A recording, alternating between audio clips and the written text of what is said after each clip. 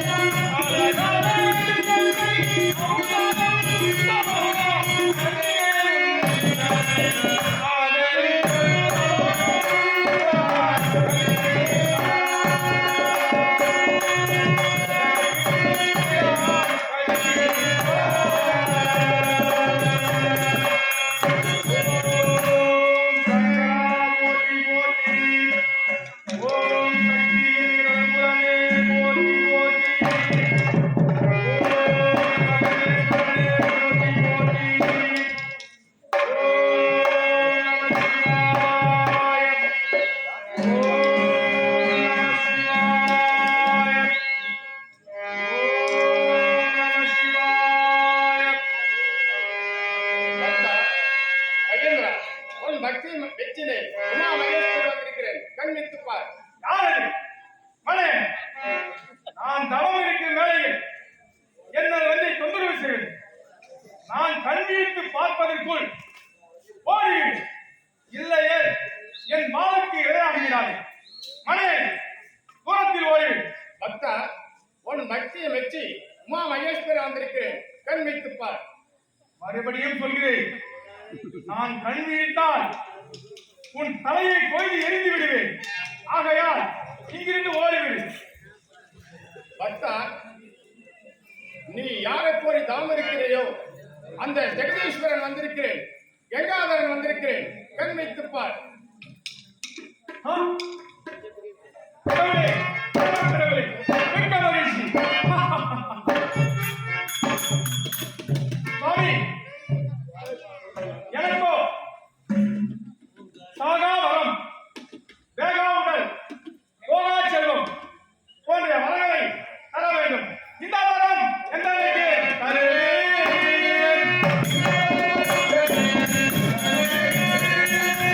இந்த வரம் உங்களுக்கு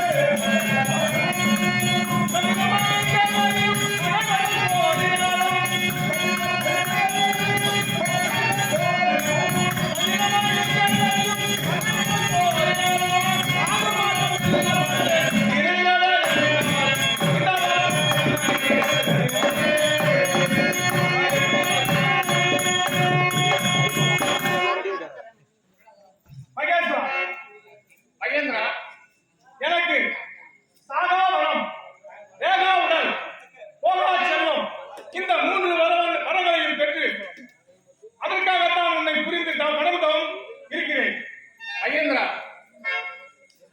சாகாவரம், உடல் போகாவரம், இப்படி வரத்தை கேட்கிறார். அந்த வரம் வேண்டாம்.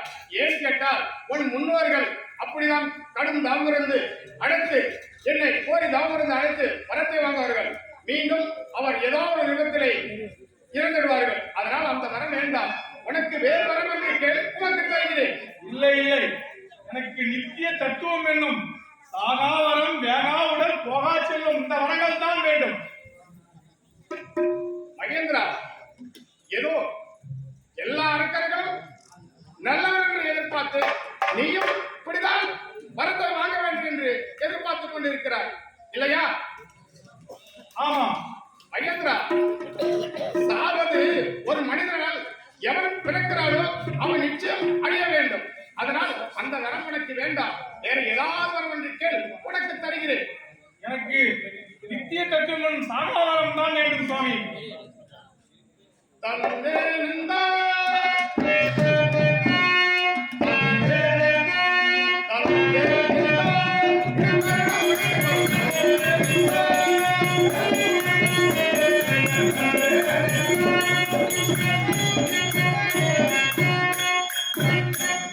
சுவாமி, மகேந்திரா, நித்திய தத்துவ மரம் இதோ உனக்கு தருகிறேன். சபா வரங்களை பெற்றுவிட்டோம். அரே ஈஸ்வரி, மகேந்திரா, சாகா வரம், வேகா உடல், போகா செல்வத்தை வரங்களை பெற்று கொடுத்து விட்டார். இனி இந்த உலகில் நான் தான்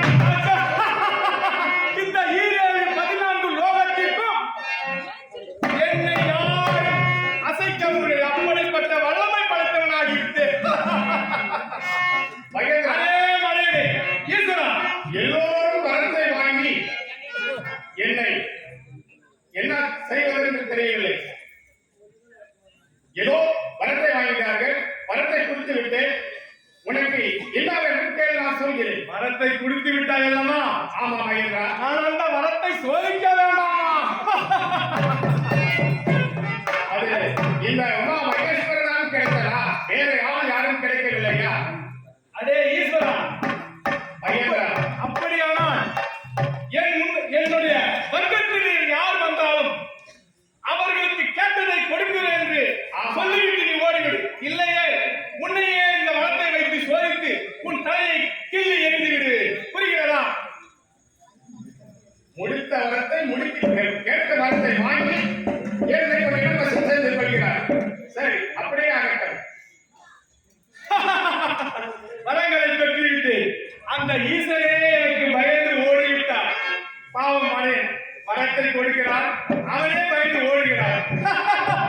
சாகாவரம் வேகாவுடல் போகாச்சலம்.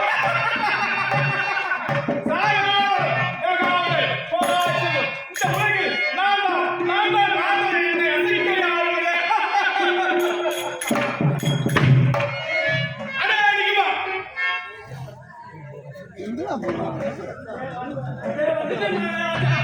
அடே அடிக்குமா? நான் தளத்தில் அமர்ந்து அந்த ஈசனை குறித்து சாகாவரம் பெற்றுவிட்டு இப்பொழுது நாம் முதலில் எங்க செல்ல வேண்டும் என்று தெரியவில்லை. அந்த நாடகம் சிந்திக்க வேண்டும். வா செல்லவா. அப்பதான்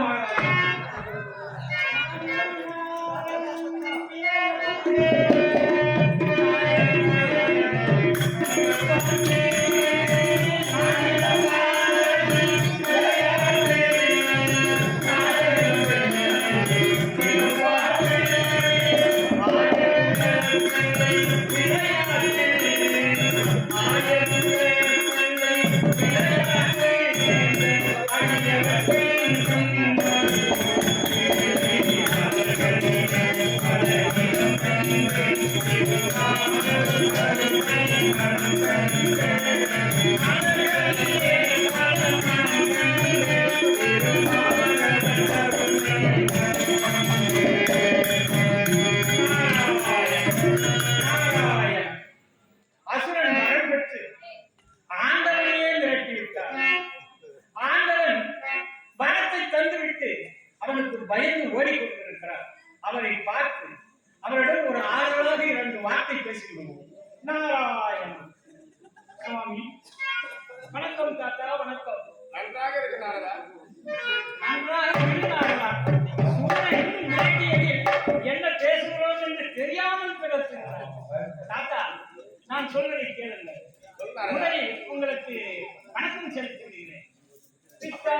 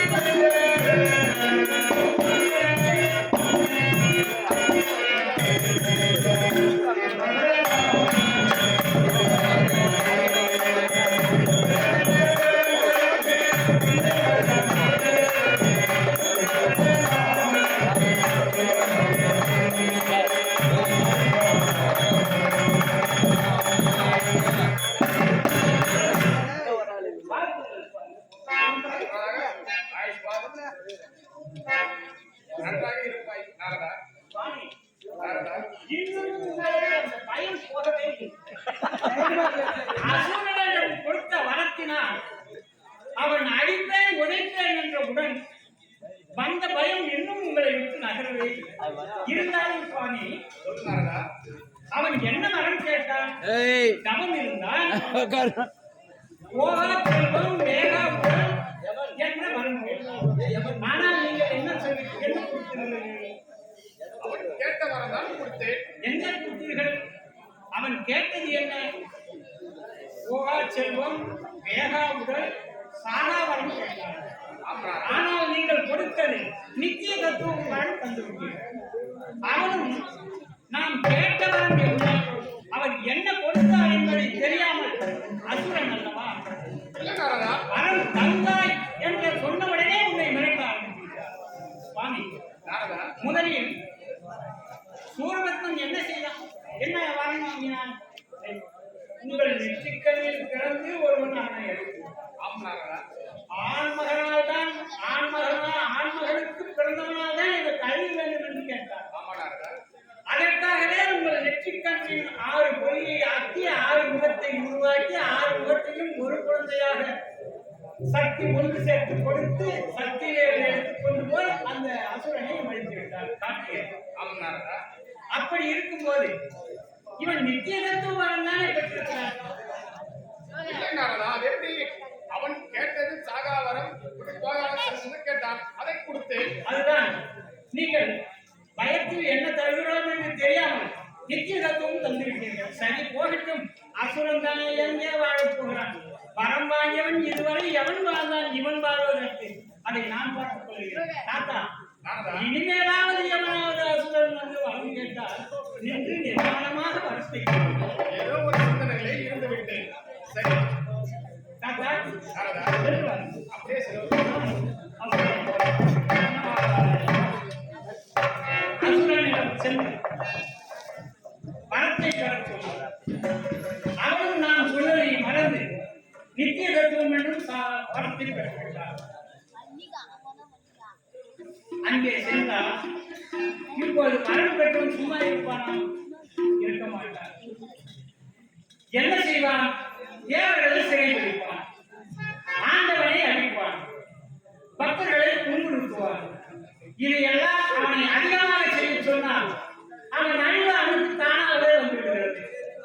முதலீடு விலை மூடியிருக்கிறோம், இப்போது முளைத்து விட்டது. இந்த விதை முளைத்த உடனே சரியாகுமா? ஆகாது. கொஞ்ச நாள் பொறுக்க வேண்டும். சரி, அடுத்தது அவன் என்ன செய்கிறான், எப்படி போகிறான் என்பதை கவனித்தோம்.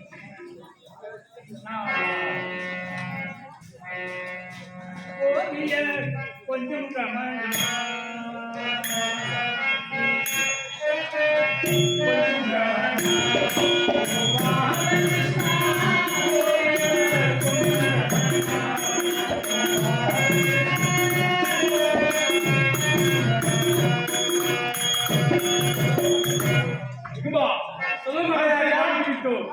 இப்போது நாவல்தான் பார்க்க வேண்டும். என்ன செய்வது? நம் முன்னோர்களை கொண்டவன் எவன் என்று தெரியவில்லை.